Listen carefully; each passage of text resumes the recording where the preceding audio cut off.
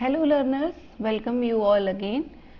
And the topic that we are going to discuss today is assessment for learning. इस topic से संबंधित हम पहले भी कुछ प्रश्नों को हल कर चुके हैं, पर ये टॉपिक बहुत इम्पॉर्टेंट है और बहुत ही वाइड है। तो आज फिर हम इसी से संबंधित कुछ और प्रश्नों को हल करेंगे और हो सकता है आने वाले कुछ और वीडियोस में हम इस टॉपिक से संबंधित प्रश्नों को सॉल्व करें, क्योंकि इस टॉपिक के अंतर्गत बहुत सारे ऐसे सब टॉपिक्स आते हैं जो आपके लिए, आपके एग्जाम्स के लिए बहुत इम्पॉर्टेंट है। तो डियर स्टूडेंट्स, इस डिस्कशन को स्टार्ट करने से पहले मैं आपको बोलना चाहूँगी कि अगर आपने मेरे चैनल को सब्सक्राइब नहीं किया है तो आप मेरे चैनल को सब्सक्राइब कीजिए, मेरे वीडियोस को लाइक कीजिए और अगर आपको ये वीडियोस सच में अच्छे लगते हैं तो इसे आगे शेयर भी कीजिए। लेकिन अगर आपको कोई फीडबैक देना है तो आप हमें फीडबैक भी दे सकते हैं और आप इस वीडियो के कमेंट सेक्शन में अपने फीडबैक को दे दीजिए। तो चलिए स्टूडेंट्स स्टार्ट करते हैं। पहला प्रश्न है विद्यार्थियों आपके सामने, the specific technique of evaluation should keep in mind while determining the result of students. विद्यार्थियों के रिजल्ट का निर्णय लेते समय किस स्पेसिफिक टेक्निक को यूज़ करना है इवैल्यूएशन की, ये माइंड में रखना चाहिए। लर्निंग एक्सपीरियंस को माइंड में रखना चाहिए, एजुकेशनल ऑब्जेक्टिव्स को, टीचिंग सब्जेक्ट को, या फिर मेथड ऑफ टीचिंग को। देखिए, शैक्षिक उद्देश्यों का निर्धारण सबसे पहले होता है, इसलिए हमें विद्यार्थियों का रिजल्ट, जब हम निर्णय ले रहे हैं विद्यार्थियों के रिजल्ट संबंधी और किसी स्पेसिफिक एवैल्यूएशन टेक्निक को अपना रहे हैं, तो हमें ये देखना चाहिए कि जो शैक्षिक उद्देश्य हमने निर्धारित किए थे वो प्राप्त हुए कि नहीं, क्योंकि शैक्षिक उद्देश्यों का निर्धारण व्यवहार में परिवर्तन से संबंधित होता है। तो ये ऑब्जर्वेबल भी होता है और मेजरेबल भी होता है।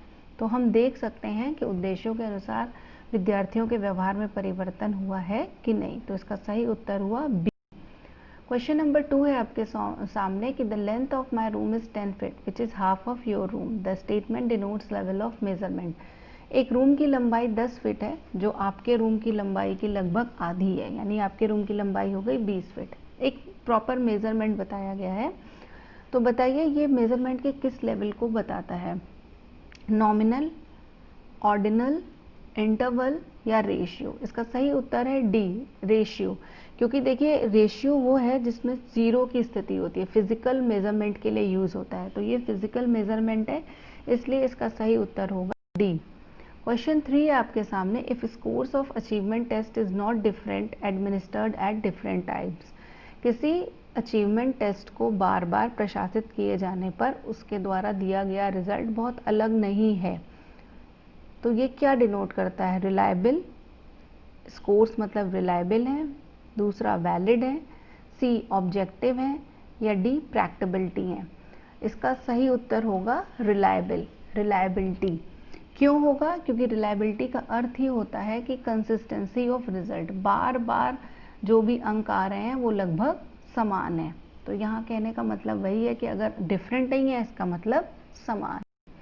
क्वेश्चन नंबर 4 है आपके सामने, which one is not level of measurement. ये बहुत आसान प्रश्न है क्योंकि मेजरमेंट के 4 स्तर होते हैं, आपको पता है। आपको बस इन दिए गए ऑप्शंस में से देख के बताना है कि कौन सा नहीं है, nominal scale, rank scale, ratio scale या एब्सोल्यूट स्केल। चलिए स्टूडेंट्स जल्दी से इसका उत्तर दीजिए। इसका सही उत्तर है डी, नॉमिनल स्केल भी लेवल ऑफ मेजरमेंट है, रेशियो भी है और रैंक भी है। तो दिए गए ऑप्शंस में जो डी ऑप्शन है वही एक ऐसा ऑप्शन है जिसके बारे में हम लोगों ने नहीं। प्रश्न 5 है, which is the tool of assessment. मानक का कौन सा टूल है, टेस्ट है, इंटरव्यू है, एग्जामिनेशन है, या ये तीनों ही हैं। इसका सही उत्तर है डी, ये तीनों ही हैं। टेस्ट लेकर भी आप असेस कर सकते हैं विद्यार्थियों को, इंटरव्यू लेकर भी या फिर एग्जामिनेशन लेकर भी। क्वेश्चन 6 है, types of norms are. Norms यानी मानक के जो विभिन्न प्रकार हैं, age norms, class norms, percentile norms या ऑल ऑफ द अबव। इसका उत्तर भी डी है क्योंकि एज, क्लास, परसेंटाइल तीनों ही नॉर्म्स के प्रकार हैं। क्वेश्चन 7 है, the formative evaluation is a, evaluated at the end of session. Session की समाप्ति पर जो इवैल्यूएशन किया जाता है वो है फॉर्मेटिव इवैल्यूएशन, या जिसे हम संरचनात्मक मूल्यांकन कहते हैं। B, evaluated at the end of year, साल की समाप्ति पर। जो मूल्यांकन किया जाता है। रिपीटेडली अगेन एंड अगेन, थोड़े थोड़े समय के पश्चात बार बार किया जाने वाला जो इवैल्यूएशन है दैट इज फॉर्मेटिव इवैल्यूएशन। या फिर D, all of the above. चलिए स्टूडेंट्स आप इसका उत्तर दीजिए। इसका सही उत्तर है सी, रिपीटेडली, पुनः अब पुनः बार बार जब किया जाता है evaluation, that comes under the category of formative evaluation. Question 8 है आपके सामने, which of the following is the characteristics of achievement test. Achievement test के क्या कैरेक्टरिस्टिक्स हैं? पार्शियली, जेंडर बाइस, ऑब्जेक्टिविटी या फिर नन ऑफ द अबव। क्या अचीवमेंट टेस्ट पार्शियल होता है, पक्षपात युक्त होता है, जेंडर बायसनेस उसमें होती है, मतलब लड़के और लड़कियों के रोल को बताता है, या ऑब्जेक्टिविटी होती है, वस्तुनिष्ठता होती है, या फिर इसमें से कोई नहीं होता है? इसका सही उत्तर है सी, ऑब्जेक्टिविटी। एक उपलब्धि परीक्षण की सबसे प्रमुख विशेषता होती है कि वो ऑब्जेक्टिव होता है, अर्थात वस्तुनिष्ठ होता है। क्वेश्चन 9 है आपके सामने, by which of the following method the true evaluation of student is possible. सही प्रकार से अगर हमें विद्यार्थियों का मूल्यांकन करना है तो निम्न में से किस विधि के द्वारा किया जाने वाला मूल्यांकन सर्वोपयुक्त होता है? Eight the end of course, course की समाप्ति पर, साल में 2 बार, संरचनात्मक मूल्यांकन, या फिर कॉन्टिन्यूअस, सतत मूल्यांकन। इसका सही उत्तर है डी, सतत। मुझे उम्मीद है कि इसका उत्तर आप सभी लोगों ने सही दिया हो। क्वेश्चन 10 है, evaluation is different from measurement. मूल्यांकन मापन से अलग है। कैसे अलग है? क्या ये मेजरमेंट का एक पार्ट है? मूल्यांकन मेजरमेंट का एक पार्ट है? An extension of measurement, measurement का बढ़ा हुआ भाग है? इंटरचेंजेबली टर्म, एक दूसरे के स्थान पे प्रयोग किए जा सकते हैं? या D, completely different from measurement. बताइए स्टूडेंट्स, बहुत ही अच्छा प्रश्न आपके सामने है, आपको बताना है how evaluation is different from the measurement. इसका सही उत्तर है बी, इवैल्यूएशन मेजरमेंट का एक एक्सटेंशन है। यानी मैंने आपको समझाया था कि सबसे छोटा गोला अगर सर्किल बनाया जाए, वेन डायग्राम बनाया जाए, तो मेजरमेंट सबसे छोटा गोला है, उसके ऊपर है आकलन असेसमेंट, और इवैल्यूएशन सबसे ब्रॉड टर्म है जो इन दोनों टर्म्स को अपने साथ समाहित किया हुआ है। क्वेश्चन 11 है आपके सामने, measurement and evaluation can be used. मापन और मूल्यांकन का प्रयोग किया जा सकता है स्टूडेंट्स को मोटिवेट करने के लिए, टीचिंग के स्कोप को बढ़ाने के लिए, इफेक्टिवनेस को चेक करने के लिए, या सबके लिए। इसका सही उत्तर है डी, मेजरमेंट और इवैल्यूएशन का प्रयोग ऊपर दिए गए या ए बी सी ऑप्शन में जो बताए गए हैं, तर्क दिए गए हैं, वो सभी सही हैं। क्वेश्चन 12 है आपके सामने, how we develop our own test. हम अपना टेस्ट, परीक्षण कैसे बना सकते हैं या उसका विकास कैसे कर सकते हैं? कॉम्प्लेक्स टू सिंपल, जटिल से सरल की ओर जाकर, इस मैक्सिम का, टीचिंग मैक्सिम का यूज़ करके, या डिफरेंट टाइप्स के क्वेश्चंस को ऐड करके, या फिर सारे सरल प्रश्नों को ऐड करके, या इन सारे चीज़ों को फॉलो करके, यानी ऑप्शन ए बी सी तीनों को फॉलो करके। इसका सही उत्तर है बी, सारे सरल प्रश्नों को हम सम्मिलित नहीं कर सकते। जटिल से अगर सरल की ओर जाएंगे तो भी विद्यार्थियों को कठिन लगेगा परीक्षण सॉल्व करने में, तो इसका सही ऑप्शन है B, different type of question. हर तरह के क्वेश्चन को सम्मिलित करेंगे, सरल, कठिन, fill in the blanks, multiple choice question, true false, इस तरह के सभी प्रश्नों को सम्मिलित करके हम अपने टेस्ट का निर्माण कर सकते हैं।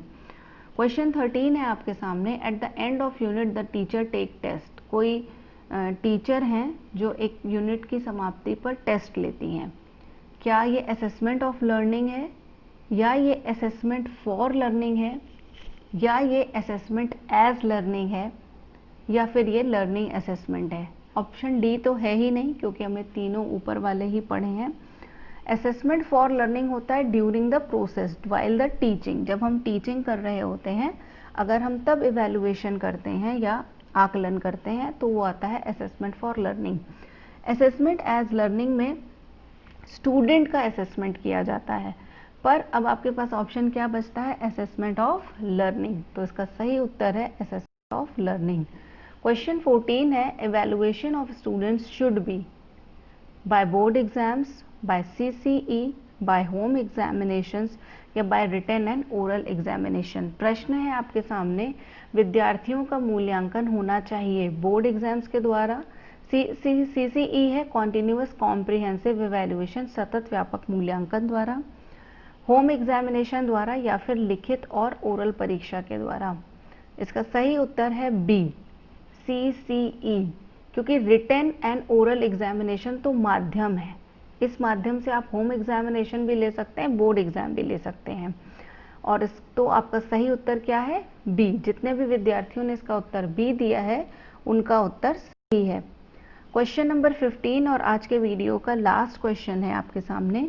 इन CCE meaning of comprehensive evaluation is, continuous comprehensive evaluation में व्यापक मूल्यांकन यानी कॉम्प्रिहेंसिव इवैल्यूएशन का अर्थ है इवैल्यूएशन ऑफ ऑल सब्जेक्ट, सभी विषयों का मूल्यांकन करना, इवैल्यूएशन ऑफ को करिकुलर एक्टिविटीज, सह पाठ्यगामी क्रियाओं का मूल्यांकन करना, ऑप्शन सी शैक्षिक तथा सह पाठ्यगामी क्रियाओं का मूल्यांकन करना, या फिर डी मात्र शैक्षिक गतिविधियों या क्रियाओं का मूल्यांकन करना।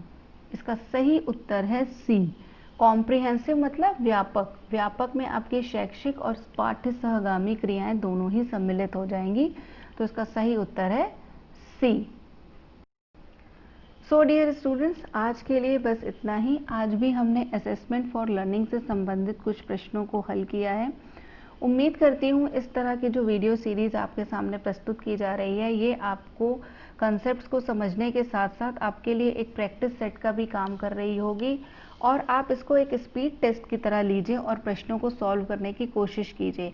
और मैं हर इस तरह के वीडियो से जिसमें मल्टीपल क्वेश्चंस पूछे जाते हैं आपसे उम्मीद करती हूँ कि आप इस वीडियो के कमेंट सेक्शन में प्रश्नों को हल करके अपने स्कोर्स को लिखिए, ताकि पता चले कि आपको कोई भी टॉपिक कितना अच्छी तरह से समझ में आ रहा है। तो डियर स्टूडेंट्स, मैं उम्मीद करती हूँ कि आपको मेरे वीडियोस पसंद आ रहे होंगे। अगर पसंद आ रहे हैं तो इसे लाइक कीजिए और शेयर कीजिए, और अगर अभी तक आपने मेरे चैनल को सब्सक्राइब नहीं किया है तो आप मेरे चैनल को सब्सक्राइब कर दीजिए। तो thank you students for listening me patiently and best of luck for your exams.